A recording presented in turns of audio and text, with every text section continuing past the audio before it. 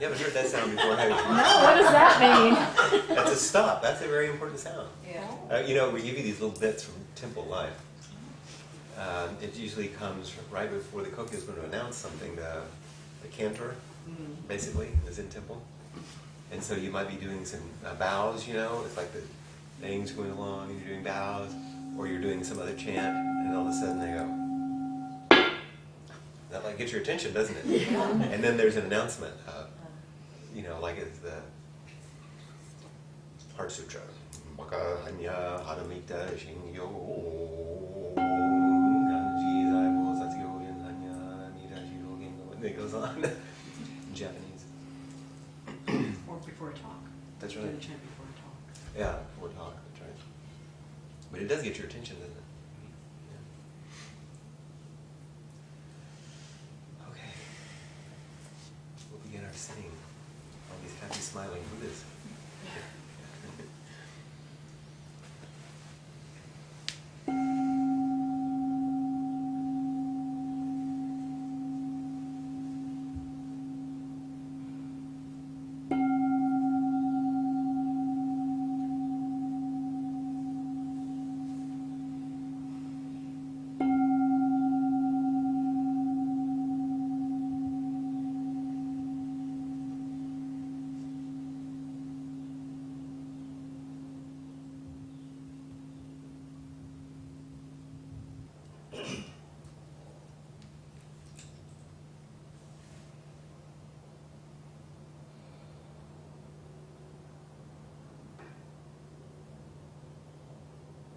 You know, just sitting in this posture is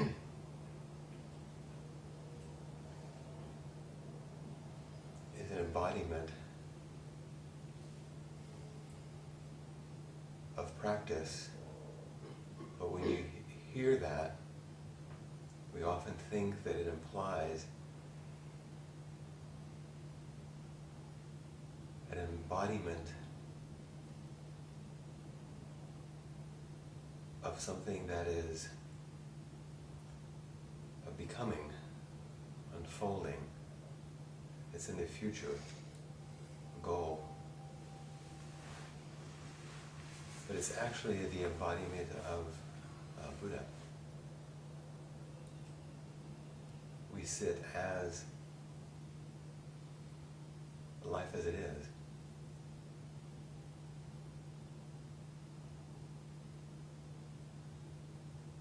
Not sitting to become something. We sit to express something. And that's why at the end of our zazen periods, we chant the robe chant that we focused on last month. Vast is the robe of liberation.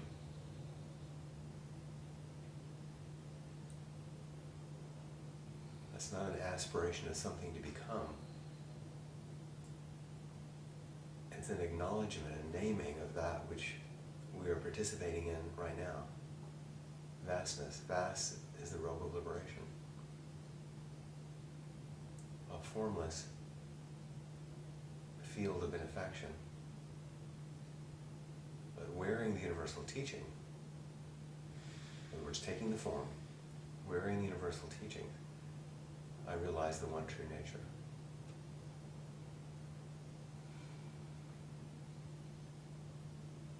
It may be a formless field, but wearing the teachings is where the realization occurs.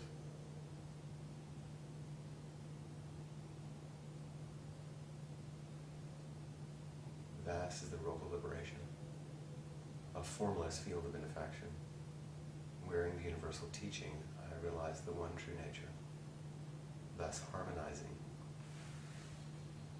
all being, harmonizing all being. Not harmonizing all beings, but all being is harmonized, is harmony.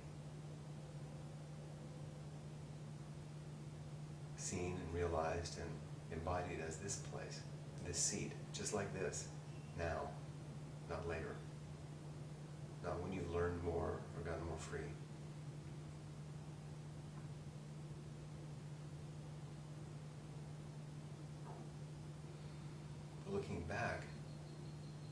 the heart of practice,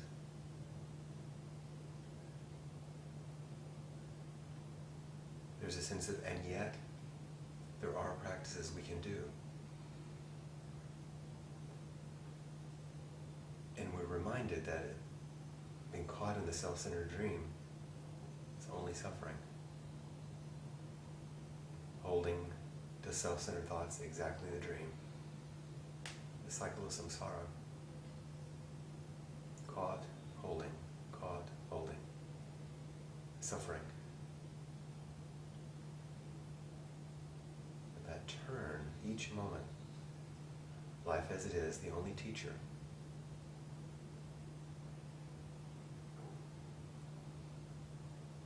Each moment, life as it is. Each moment of Buddha.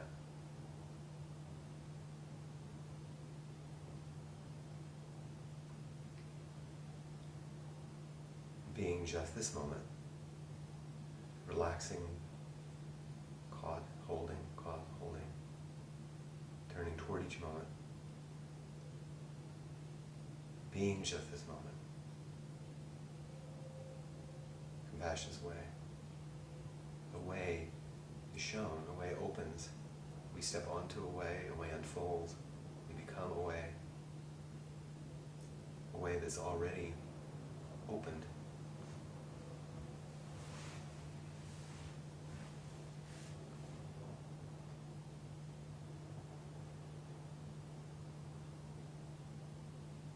A way that embodies and expresses profound acceptance.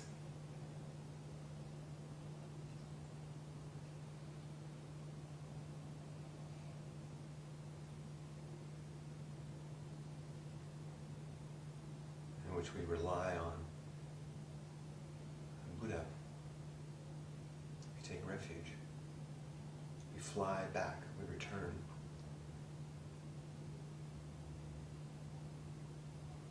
This is compassion's way. Come back to Buddha, come back to Dharma, come back to Sangha.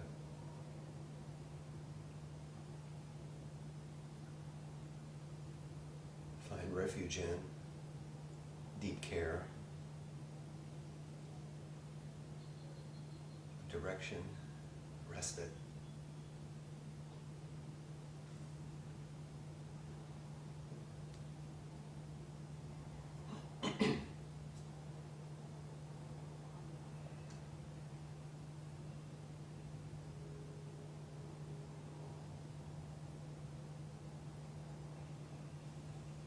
And in that second chanting, I take refuge in Buddha as the perfect teacher. I take refuge in Dharma as the perfect teaching. I take refuge in Sangha as the perfect life.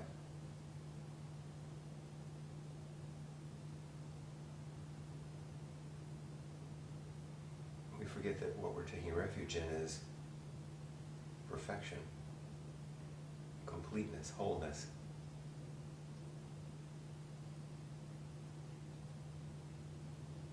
Already and always fullness.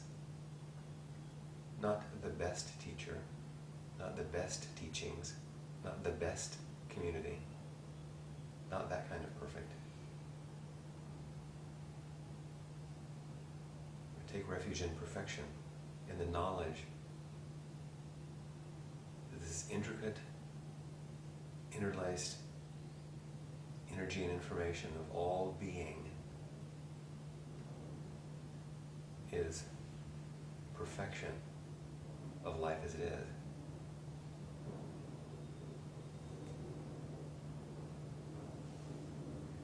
And to understand how that perfection actually shows itself, expresses itself, lives itself through us, we confess our own lives. All my ancient twisted karma. From beginning is greed, hate and delusion, born through body, speech, and mind, I now fully avow. I now confess. I now accept and look and hear and feel and taste and touch this.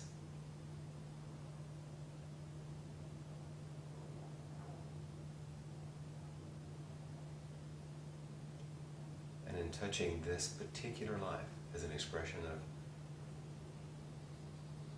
Buddha, Dharma, Sangha, as an expression of life as it is, the only teacher, compassion's way, the embodiment.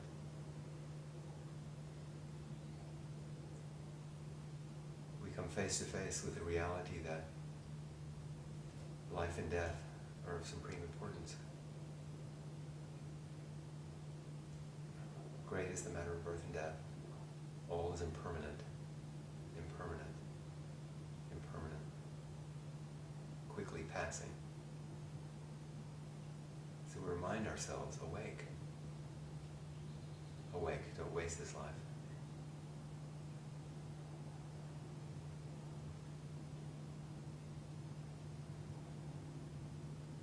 This isn't a call to improve ourselves or to get better. It's a call to not miss this, which we've avowed, which we've accepted, which we've penetrated to the heart, to the practice principles, so that we understand its vastness. And as we go back and forth, weaving our way through each of these practice steps, which aren't steps at all, but particular strands in one fabric of life, we begin to feel that the ultimate expression of all of this is our willingness and our capacity and our courage to offer ourselves to the world, to ask ourselves what best serves life. That's the question of the Bodhisattva.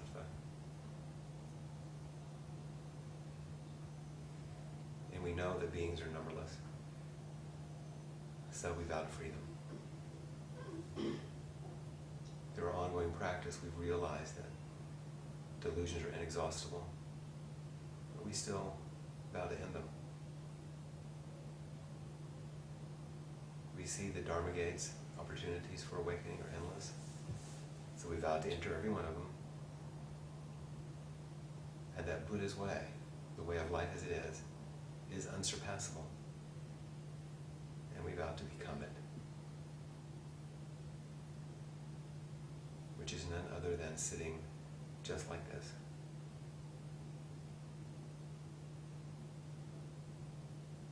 Expressing that way.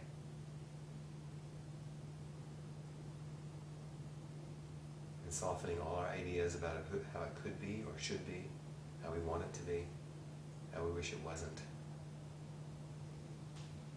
And in profound surrender and relinquishment, just sit the way we can sit with this body, with all the conditioning, whatever our age and whatever our capacity, and know that this is Buddha.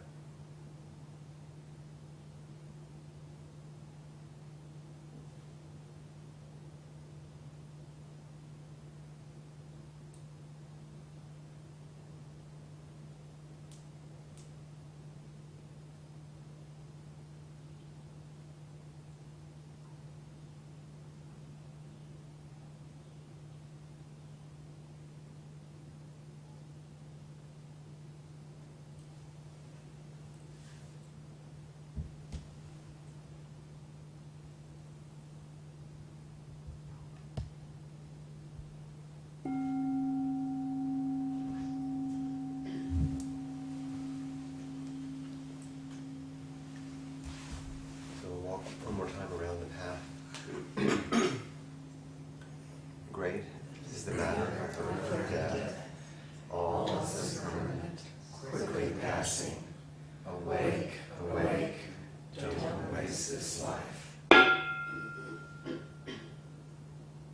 All by ancient twisted karma, from beginningless greed, hate, and delusion, born through body, speech, and mind, I now fully avow. I take refuge in Buddha. I take refuge in Dharma. I take refuge in Sangha. I take refuge in Buddha as the perfect teacher. I take refuge in Dharma as the perfect teaching. I take refuge in Sangha as the perfect life. Now I have completely taken refuge in Buddha. Now I have completely taken refuge in Dharma. Now I have completely taken refuge in Sangha.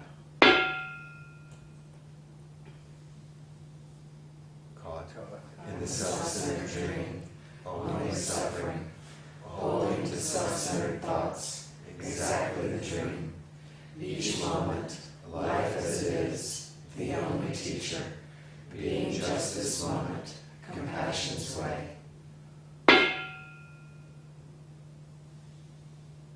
Vast is the robe of liberation, a formless field of benefaction.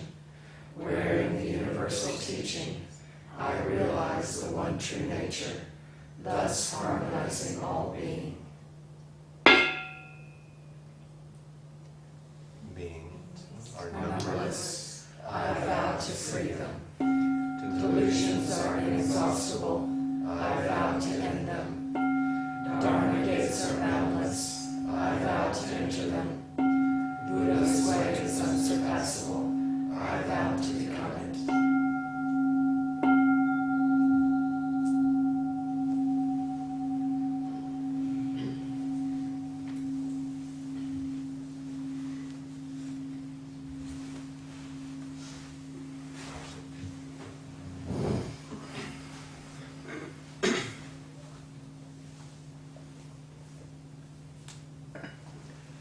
What best serves life? It's a big question.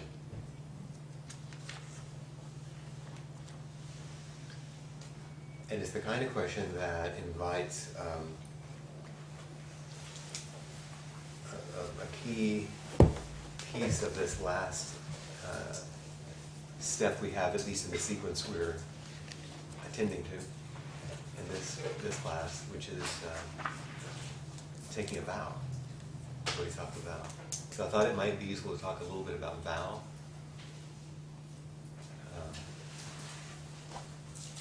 Because in the way in which I was taking these steps and tracing them back, and then back forward again, is this ongoing sense in that tracing that there's no beginning, no end, no middle.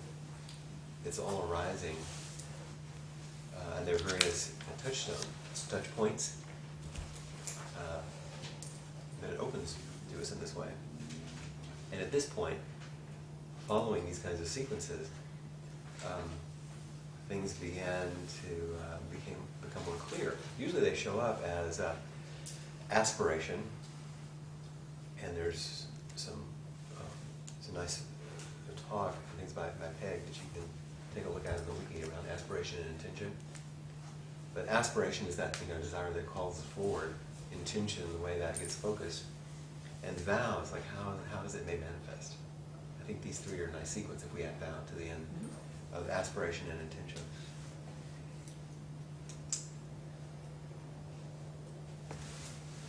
You have a sense of these three, how they relate for yourself? You have some aspiration or you wouldn't be coming around here. And it usually shows up in some intention to practice, to study, to meet each other, to sit, to go to retreats. And sometimes it begins to deepen in something that's almost unspeakable, but that you can live your way into, which we call a vow. I'm going to read a quote here that is from Bill Kwong, who's one of Suzuki Roshi's disciples, who's the abbot at Sonoma Mountain Zen Center in North California. From his book, No Beginning, No End. He says, in general, vow is not such a popular word. Webster's dictionary says vow has something to do with being solemn and making a commitment. It also mentions dignity and seriousness. Understood correctly, the word vow has the power to free us. It has the power to free us because we have a karmic life, where our lives are based on our confused and dualistic understanding. driven by greed, anger, and delusion. So we have karmic life, and we have a life of vow. This is the way he at least sets up this distinction. The life of vow is rooted in our steadfast awareness intention. So you make your choice about which life you want to live.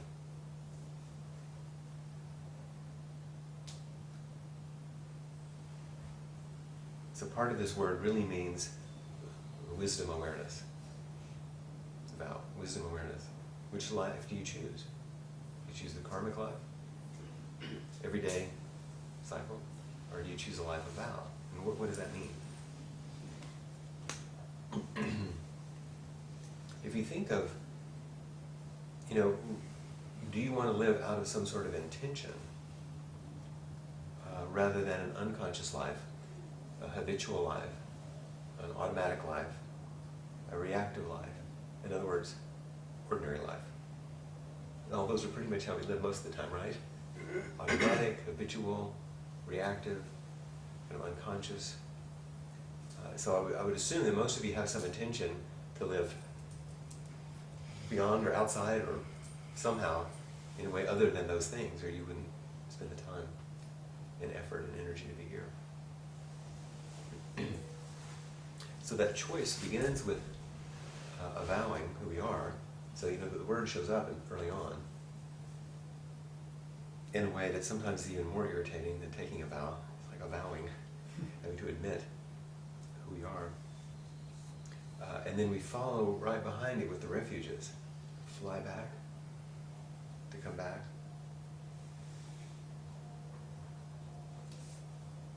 And we begin to practice a capacity to respond to life as it is. And the Latin root of the word response means to match. I thought that was really interesting. To respond means to match. Which to me was like, oh, we're practicing to be less reactive and be able to respond an appropriate response. Or it's like Dogen's intimacy with all things. You're just like meets like. I mean, you're meeting things as they are. It's an appropriate response. You're matching life. You're not leaning into it. You're not leaning away. You're not trying to mess with it. You're matching life. Now, most of us, especially if we've grown up in religious environments, think a vow is something that,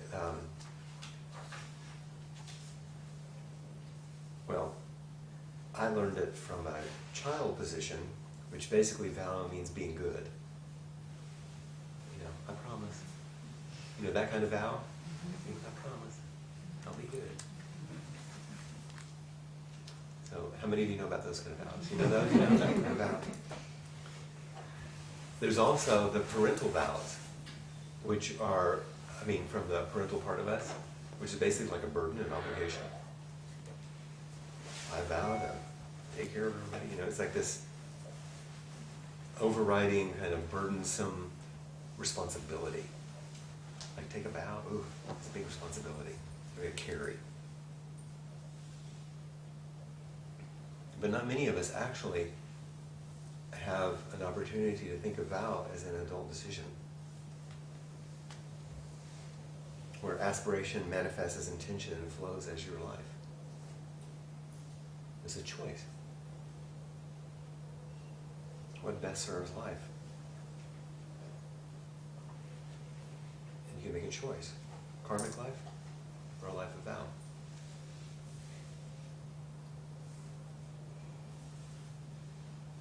So I will often, if I'm too triggered to go forward on these things, I'll translate vow. Those of you that have done the precepts class do the same thing. As taking up the practice or taking up the learning path. Because that's really, it's this choice of taking up a practice or taking up a learning path. So you're familiar with this, most of you. It's about embracing and sustaining the practice. Embracing and sustaining the practice by making a choice. Here's a couple of words from Norman Fisher. I always love the way he describes things, so I'm going to use a couple of quotations that are from the book most of you have probably read, of Taking Our Places, where he talks about vowing. He says vows are energies. Vows are aspirations. They're larger than life. Endless sources of inspiration. Endless sources of inspiration, they're different than goals, which are limited in scope. Goals are limited. Vows are limitless. Goals can be met. Vows can be practiced,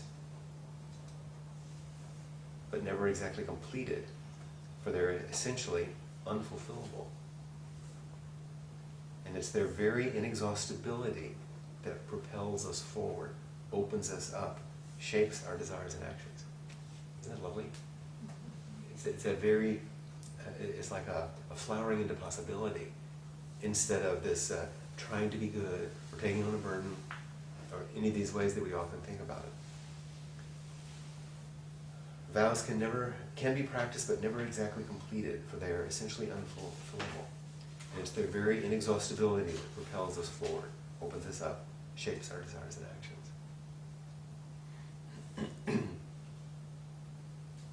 Suzuki Roshi said we have to take the Bodhisattva vows, they're impossible, so that's why we have to vow it. It's not they're impossible, so you shouldn't vow it. That's why you vow it, because it's impossible. So what Norman says about that, he says, if vows are unfulfillable, why undertake them? Why frustrate ourselves trying to do the impossible? He says, because this is how we are. Making vows is what we seem to need to do to find a deep sense of satisfaction. Referring to a world free of suffering. I've left a piece out here, but he's referring to that. We can contemplate it and yearn for it, even if it is utterly impossible. Vows are vehicles for that contemplation. Vows are vehicles for that kind of contemplation about something that you're not sure how you can do. They transform contemplation from mere abstract musings into the driving force of a lifetime.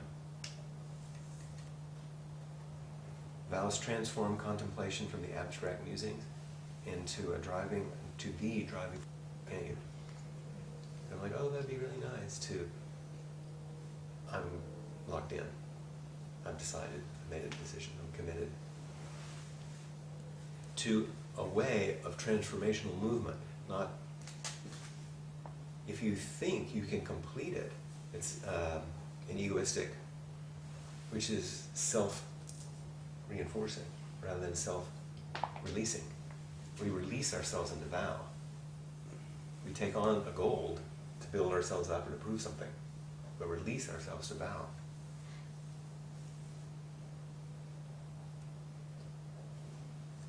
I like that sentence where he says, why frustrate ourselves trying to do the impossible? Actually, that's quite useful. Because everything that we think we can do, practice finally helps us realize we can't, which is an ultimate frustration for our ego. So we finally give up on it. We think the ego is finally going to do it, but it doesn't ever do it. And so that offering ourselves to a vow, which is unfulfillable, assists us in early frustration. So that we can finally release ourselves to who and what we truly are. And to do so, then we can benefit an infinite number of beings, clarify an infinite amount of illusion, to do an infinite amount of good, and completely become this infinite vow. It's another formulation that sounds lovely, doesn't it? The Bodhisattva vow. To benefit an infinite number of beings, to clarify an infinite amount of delusion, it's hard to say, to do an infinite amount of good, and to completely become this infinite vow.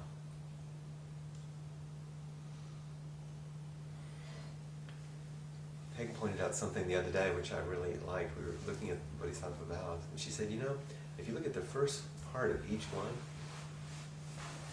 it's completely impossible and vast. But then if you look at the second part of each one, it's like direct and simple. Beings are numberless. You know, I've got to free them. Delusions are inexhaustible. I've got to end them. Dharma gates are boundless. I've got to enter them. Buddha's way is unsurpassable. You know, I'm about to become it. The words get more simple. The task no less, but the words get more simple. Norman Fisher again, he says the 4 great bodhisattva vows are impossibly idealistic on purpose. For such idealism is a necessity for human beings, who are creatures capable of imagining infinite worlds that might be and are not. Because of the inexhaustibility of our imaginations and conceptualizations, we humans are insatiable creatures. No sooner is one of our desires satisfied than we conceive of another desire, or a better way of satisfying the first desire. Because of human imagination and conceptualization, human desires are endless, and so human dissatisfaction is also without end. What other than an endless, impossibly heroic effort could possibly be equal to the protean immensity of our conceptual minds? That's a way of thinking about it. It's sort of like a big enough club, you know, so, to stun us. Because we have that capacity for infinite imagination and infinite desire and inexhaustible desires, that we need something that's that big. So we can match. It's not that we're tiny little creatures and we're trying to be these big vast things, you know. We're immense in our capacities. And so we need a vow that matches that. And then we realize, oh, I'm matching that, that's matching, that's, oh, it's a bodhisattva, this is Buddha. But not from the egoistic point of view. That's crazy. But as ego drops, you just realize the oneness. Making any sense? To me, these were very interesting little things I was finding because they opened it up so in such a different way. You can even use your own way. I'm going to ask you to do it actually in a bit, but you can even use almost a psychological language, which I know limits it in a way, but also gives you another entree into the 4 bodhisattva vows.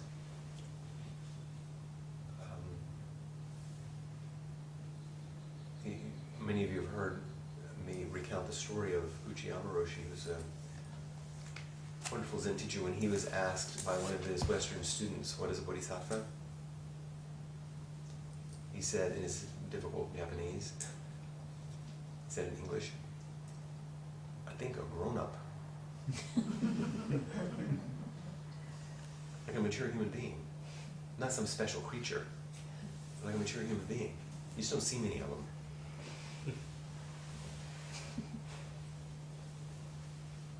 If the 4 bodhisattva vows point to vows that are immense and impossible, but call forward this opening, this flowering, this fullness of what a human being can be,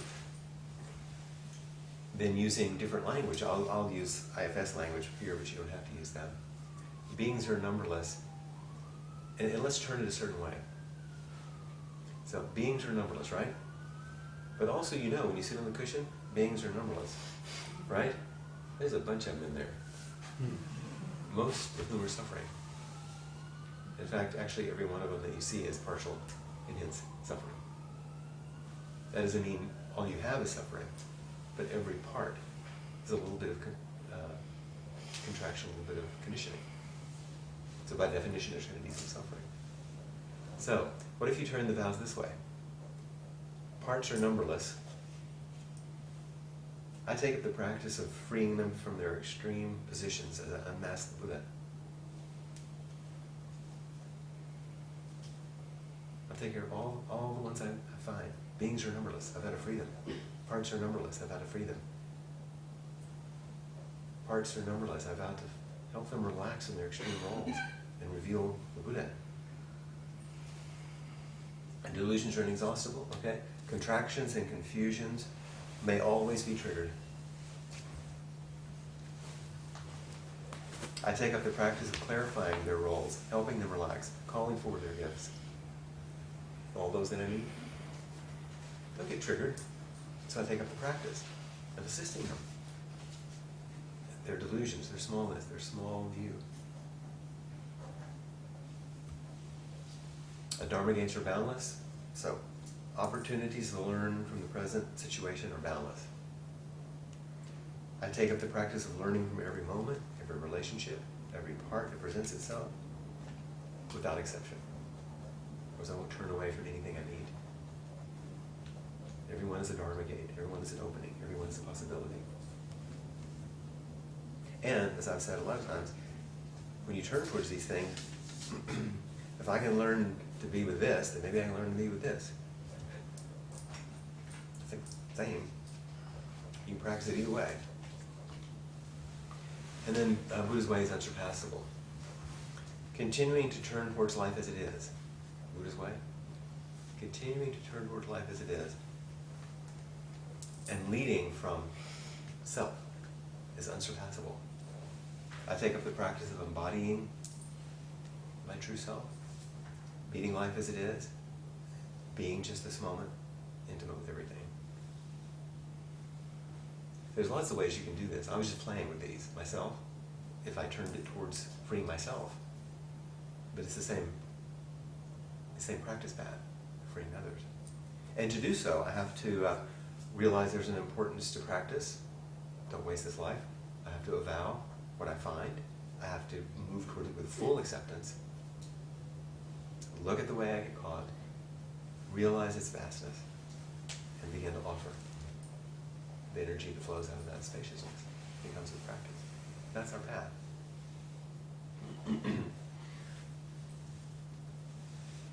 So take a few moments and how would you write your own vows? How would you write your version of Bodhisattva vow?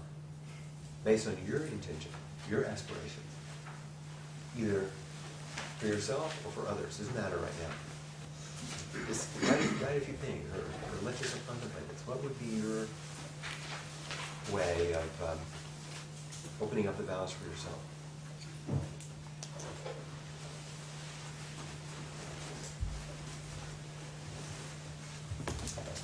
Based on your intentions, your aspirations.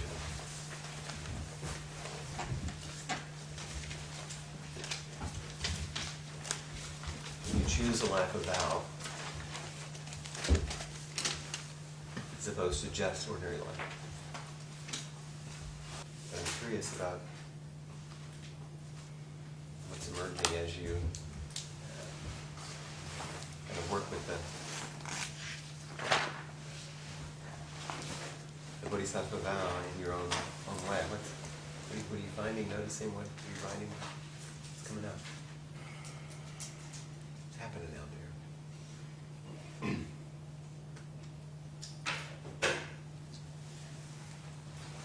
Well, when you talked about turning it in this way, Mm-hmm. that's where I realized I was busted. Because I think I can do pretty well helping someone else. I'll go to great lengths to do that. But I won't walk across the street to help myself, is what I'm realizing with this. But then at the same time, by helping others, it seems like it does help myself. So it's almost like by losing yourself, I find myself, or something like that. Sure. And we hear those kinds of pieces of wisdom in various traditions and in various things about losing yourself, finding yourself. But there's also a way in which you actually know you do turn away Yeah, from certain parts. exactly.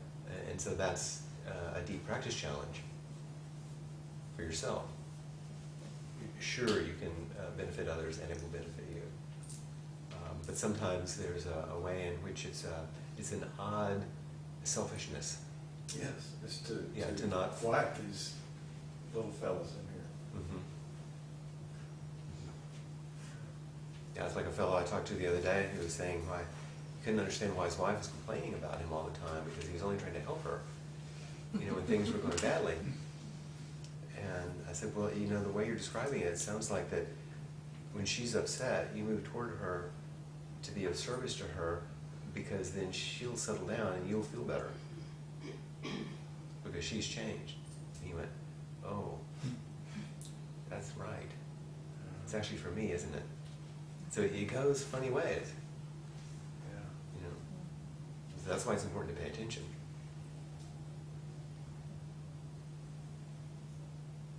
But it's interesting how people say, well, I want to help others, I want to focus on myself.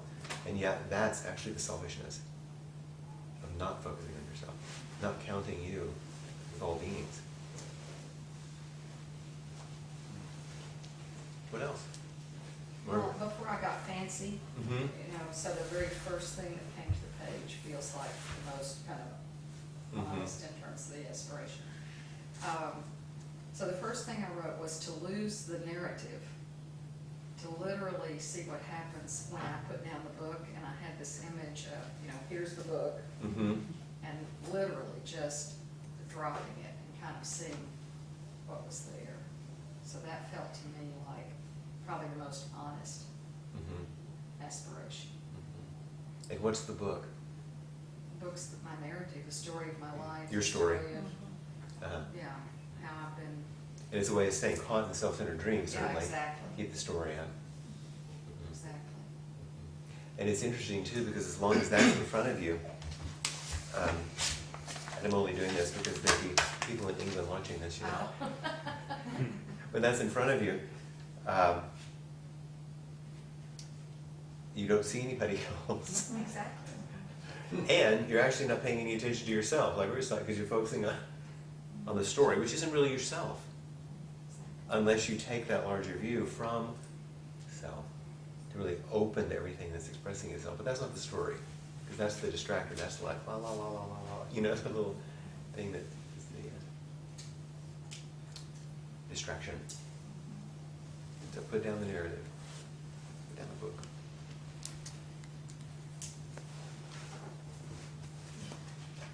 Anything else? I kind of tried to dwell on the lines and how do I interpret them? What do they mean to me? And the 4 lines I came up with were, it doesn't matter the outcome, I'm just doing it.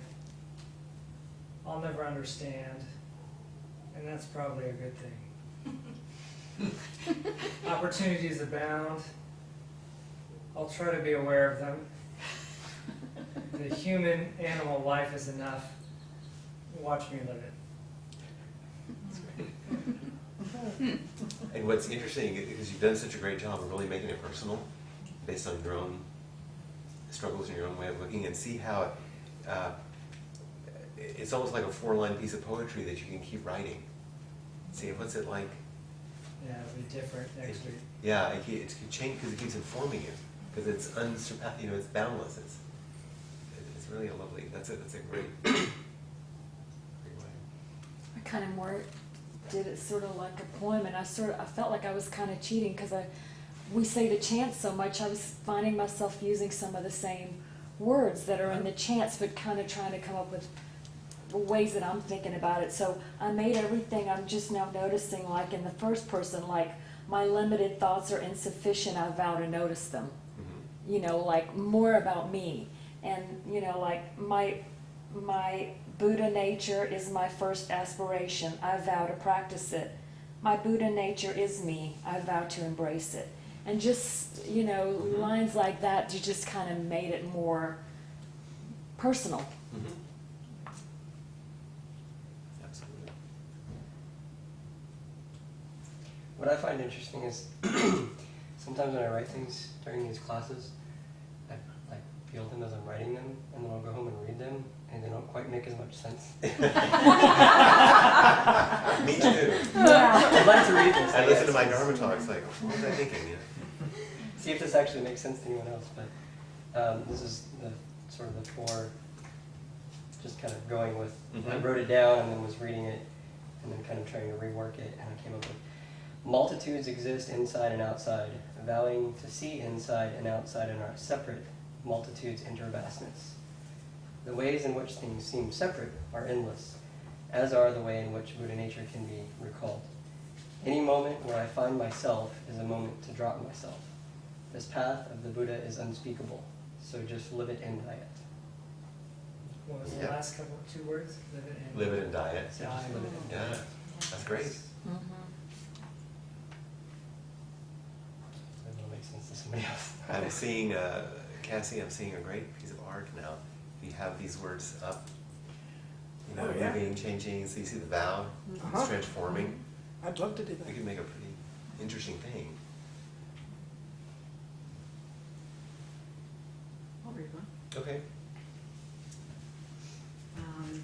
So I thought about this a little bit, and this is just my first impression. Yeah. This life as it is vast and abundant. I vow to stay open to all of it.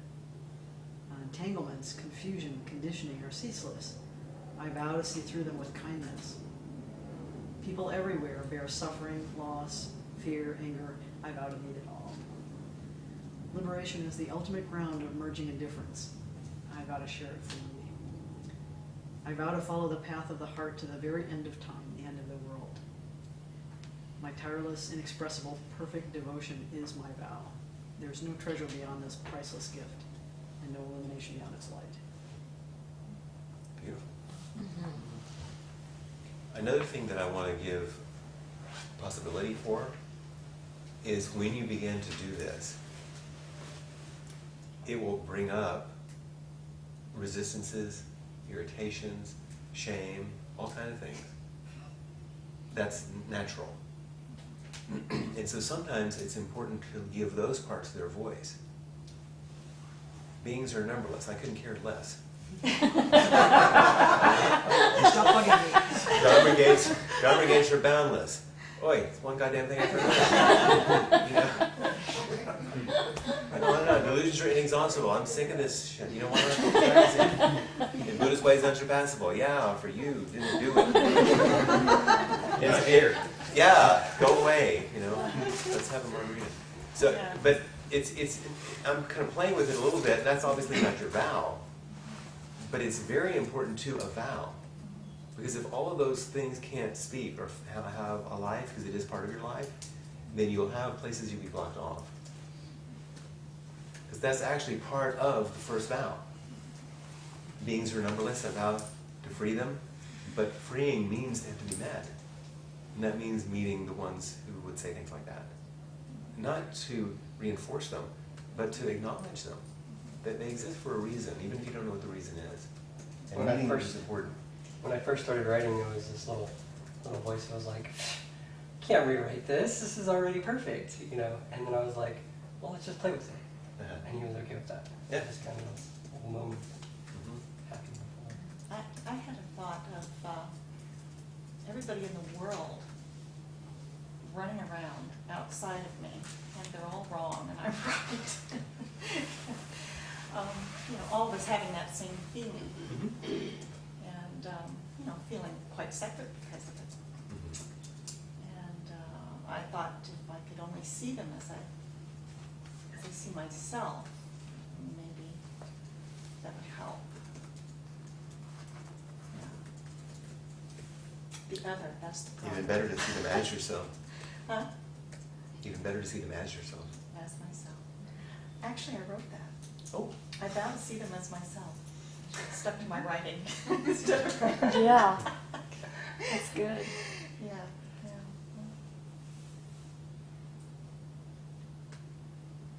I hope that even though class is ending, folks will post these, because I would love to Yeah, the wiki's be not inspired ending. by them. But I didn't want people to have the sense that we wouldn't go back there, so. Right. these would be And good. I didn't post Right. anything this time, because I didn't have enough where I wanted, but I wanted you to then respond. Completely, the wiki will still be there. You guys are the ones that have access to it. Because it makes a big difference, isn't it? To read these things, they're really quite powerful. Mhm. And I haven't put a lot of comment out because I didn't want to really get in the way. I wanted you to comment on each other. Which really brings us to the next question, is like where we go from here. Because this is an ongoing project, even though this particular class is ending. And over the summer and then into the fall, I'm going to take all of this, with Peg's help of course, and begin to shape it further, weaving your stories in and out. I'll Which also means that all of you will be readers, of what comes forward. And to encourage this, all of us will be producing what gets produced. So that if someone new comes in that door some morning or some evening or some Sunday and says, I'm interested in this practice, but do you have anything that would kind of tell me what's it like? You could go,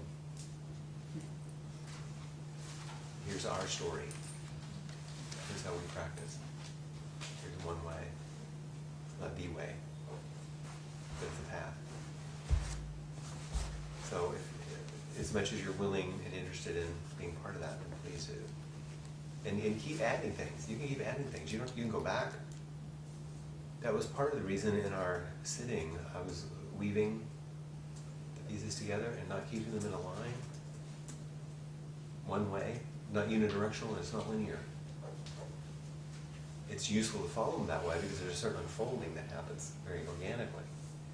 But that's like, planting things in the garden, and then they start, pollinating and supporting and finding their way, and then it creates a whole garden, not just a bunch of plants stuck in a row.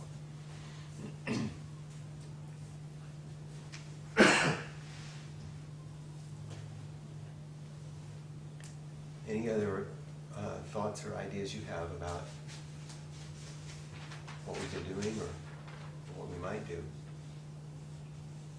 Well, I wish that we had, do-overs, that we could kind of come back together in some way. You want a reunion class? Well, or just, several master classes, or whatever we want to call them. Just that this feels like really, even though we'd be online. I just received an email right before I came to class from a woman in Madison, Wisconsin, and several people from Madison who were taking the class had told her about it. She said, "Are you going to do this again?" And several people in England had said the same thing. So I don't know. We could. Certainly, this initiation of this particular writing project will be repeated exactly like that. But we also have some ideas for the fall that I think you'll probably like.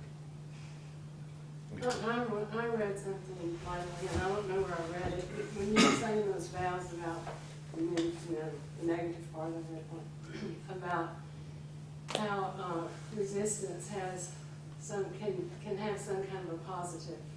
So could you talk about that a little bit? Why don't you? You're doing a good job. So after you said that, I vow to grieve and open myself to suffering and thus compassion, but a lot of the time I hate it. Yeah. So, It just means telling the truth. So that, acknowledging that. Yeah, is exactly. One of the worst parts about spirituality is people trying to be good and push away shadow material. It's a very slippery slope. People trying to. transformation. What's that? In the hope of transformation. In the hope of transformation, you start cutting parts of yourself off. And it all has to be offered up for transformation. But for that, it has to be seen and met really clearly. This is the response. This is the matching. This is the coming back. It doesn't mean come back to all those good parts in you and get away from all the bad parts. That's New Age theology. I think that, I was having the thought on the cushion during a difficult time, but that, the practice is about not running away. Mhm. Right? When you feel like running away. And shoving down a part that's, bad, negative, whatever, that's just running away from that part. Why can you run away from that and not the others? Mhm. And the other side is not indulge. Right. Either not reify and indulge and not push away or try to destroy. The Buddha says the middle way.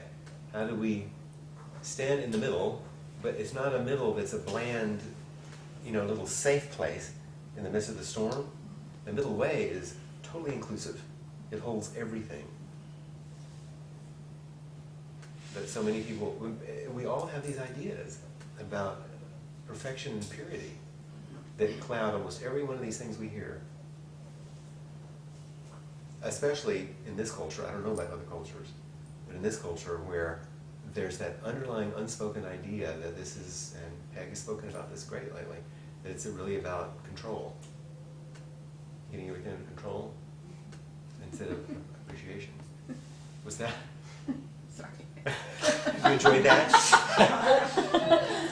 I was remembering the first time I heard the Bodhisattva vow, the first several times I heard it, probably the first half dozen times I heard it in a yoga class, it was all I could do to not break out laughing.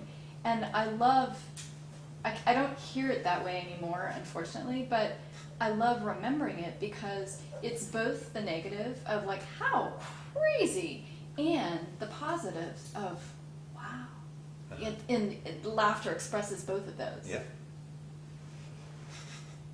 Absolutely. The control part, I was just thinking about my grocery list. Grocery lists are endless. I vow to complete them. It's the biggest grocery list you've ever had, isn't it? We may have a work practice period at HEB.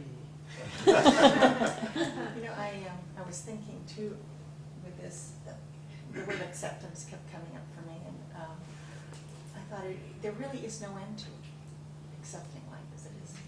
There's absolutely no end to it. And Thanks to that's- impermanence, Yeah. it keeps changing on you. Yeah, exactly. And you know, coming to a place where you can be at peace with that in a non-judgmental way is that's a real aspiration. But I think it could take eternity. Does it have to be a non-judgmental way, though? Well, that's what my aspiration is. I'm not saying. Just don't judge your judgmental ways. Exactly. I mean, non-judgmental, even in the parts of you that are judgmental. Uh-oh, there is That's that. profound acceptance. What's that? I vow to drop my judging mind. Yeah. That's right. Yeah. First, get to know it, Mhm. and slowly soften your grip on it.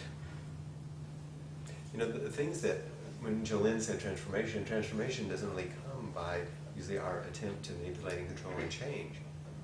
It usually comes by softening, and that which isn't necessary falls away, and that which is remains.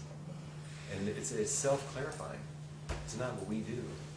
If you think you do it, that's karma. Basically, the best definition of karma. Anything you think you do. Self-action. I was in a yoga class the other day, and we were doing the first time I'd ever done splits. And she said that if you're not used to doing this, you want to use blocks to be supported. And I think while she was giving the instructions, he said something to the effect of, make sure that you feel very supported here, because we only open when we feel supported. And it just really, Whoa. Oh. Yeah, that's really. really liked that. That's right. We only open when we feel supported. Yeah. So, That's good. Which brings us to the class we don't have, but is actually the endless class that follows this. Because the last chapter is Apamana, diligent care, the support, and the diligence of continued practice and the care that we provide for each other. Because everything we're describing are different facets of that jewel of Apamana. Mindful, diligent care. Just kind of protective care, nourishing care. That's what we end up living as a Sangha.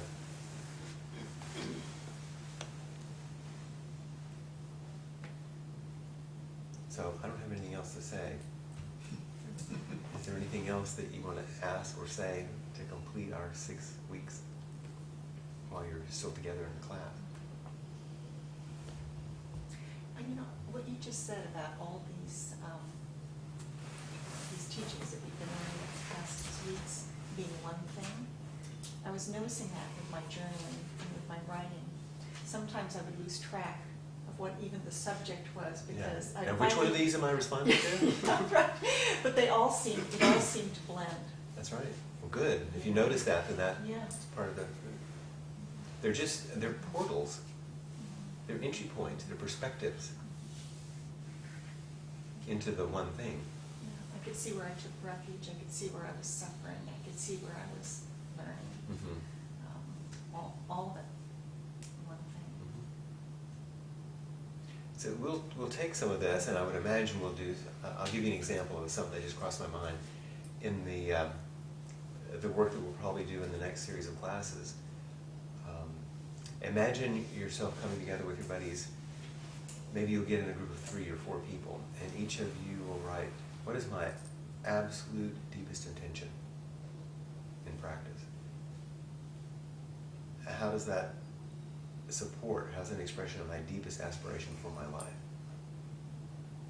What am I actually willing to admit to these people that is the most important thing to me? And then do I have the guts to ask them to support me? This is what's most important. Will you support me? I mean, literally, ask. And then have the responses, see what you get.